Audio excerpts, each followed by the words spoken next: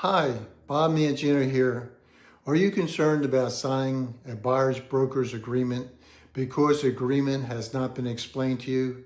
Let's review the buyer's broker's agreement. We will review why agents are now required to have buyers sign buyer's broker's agreements before showing properties.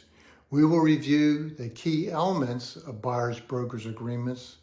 We will also review how buyers can now have the sellers pay their buyer's agent's commission. Let's look at the slides that will go over this information. This slide shows that the Department of Justice settlement with the National Association of Realtors requires the buyers to sign written agreements with their agents before touring properties. And this was a settlement that it caused realtors to sign buyer brokers agreements with their customers, and this went into effect all across the United States August 17th of last year, 2024. These are the basic elements of the buyer's broker's agreement. The agent will explain to the uh, buyer what compensation, what they will be charging for their services.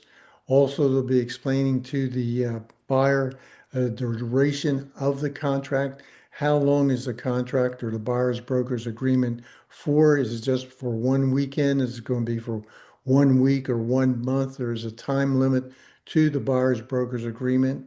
The agent will also be explaining to the buyer what services they will be providing to the buyer, and also what the agent will be expecting of the buyer, especially in relation to whether the buyer's broker's agreement is an exclusive or a non-exclusive agreement. If it's an exclusive, the buyer has to know that they will just be working with one agent and one agent only, versus if they want to work with multiple agents looking for a property, they would want to make the buyer's broker's agreement a non-exclusive buyer's broker's agreement. Also, the area of coverage will indicate what area the buyer's broker's agreements cover. Will this be just covering Naples, or will be covering Naples and another city?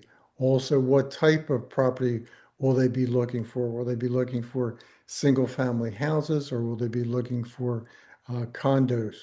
Also, the last part of the buyer's broker's agreement will be explained to the buyer how they can cancel the contract or the buyer's broker's agreement if they desire to do so. If the buyer finds a property they'd like to make an offer on, and they want to find out whether the seller is offering to pay the buyer's agent's commission, this is the form that they would want to get the seller to sign to get that commitment in writing. So if the listing agent says, yes, the seller is offering X amount of money in compensation, they would want to get the seller to sign this, specifying the amount. The listing agent would send this over to the buyer's agent. The buyer would also sign this document. So the selling broker would have this document and would have the seller's commitment to paying the commission prior to the buyer actually making an offer. This would be the buyer's guarantee that they would be able to have their buyer's agent commission paid for by the seller. This is a form that the buyer would use in the event that they found a property that they would like to purchase, but when they contact the listing agent to see whether the seller is paying or offering to pay the buyer's agent commission, the listing agent says the seller is not offering any specific amount, but is open to negotiating to pay a buyer's agent commission. This is a form that the buyer would use, and basically is what it is saying is an addendum stating that this contract is contingent upon the seller paying a specific amount to pay the buyer's agent commission, and if the seller does not pay that specific amount, then the buyer has the option to cancel the contract and get their money back. So this would be the second option that a buyer has, to ask a seller to pay their agent's commission.